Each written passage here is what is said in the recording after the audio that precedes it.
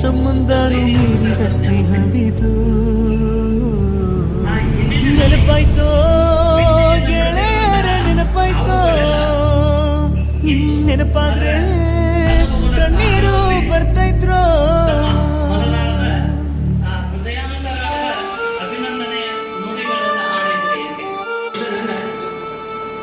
ಒಂದೇ ತಟ್ಟೆಲಿ ನಾವೆಲ್ಲರೂ ಊಟ ಮಾಡಿದ್ದು, ಒಂದೇ ಸ್ಕೂಲಲ್ಲಿ ನಾವೆಲ್ಲರೂ ಪಾಠ ಕಲ್ತಿದ್ದು, ಒಂದೇ ಊರಲ್ಲಿ ನಾಡಿ ಉಳಿದಿದ್ದು.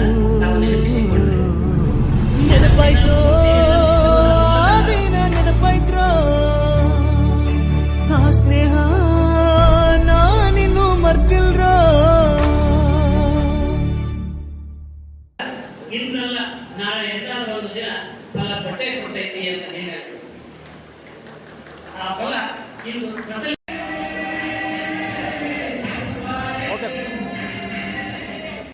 ಶಿಷ್ಯ ಗುರುವನ್ನು ಮೀರಿಸಬೇಕು, ಮಗ ತಂದೆಯನ್ನು ಮೀರಿಸಬೇಕು.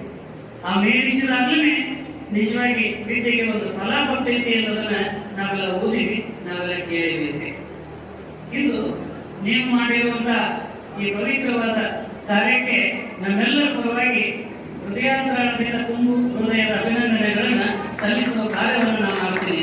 ಬೇರೆ ವಿಭಾಗಗಳಲ್ಲಿ ಸಾಧನೆ ಮಾಡಿದ್ದೀರಿ ಅಂತ ನಾನು ಅನ್ಕೋತೇನೆ. ಸಾಧನೆ ಮಾಡಿದ ಮೇಲೆನೆ ಇದೆಲ್ಲವೂ ಕೂಡ ಕಾರ್ಯಗತಗೊಳ್ಳುತ್ತದೆ.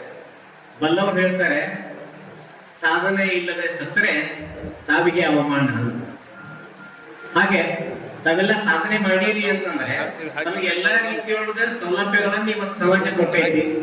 ಹೇಗ್ ಕೊಟ್ಟೈತಿ ಅಂದ್ರೆ ಸಮುದ್ರ ನಾವೆಲ್ಲ ನೋಡಿವಿ, ಸಾಗರ ಸಮುದ್ರ ಅದು ಎಂದೂ ನೀರನ್ನು ಕೇಳುವುದಿಲ್ಲ. ಆದ್ರೆ ಭೂಮಿ ಮೇಲೆ ಬಿದ್ದಂತ ಪ್ರತಿ ಹನಿಯು ಸಾಗರಕ್ಕೆ ಅಥವಾ ಸಮುದ್ರಕ್ಕೆ ಬಂದು ಸೇರ್ತದೆ. ಹಾಗೆ ನೀವು ಸಾಧನೆ ಮಾಡಿರಲಿಲ್ಲ ಇನ್ ಡಿಫರೆಂಟ್ ಫಾರ್ಮ್ಯಾಟ್ಸ್.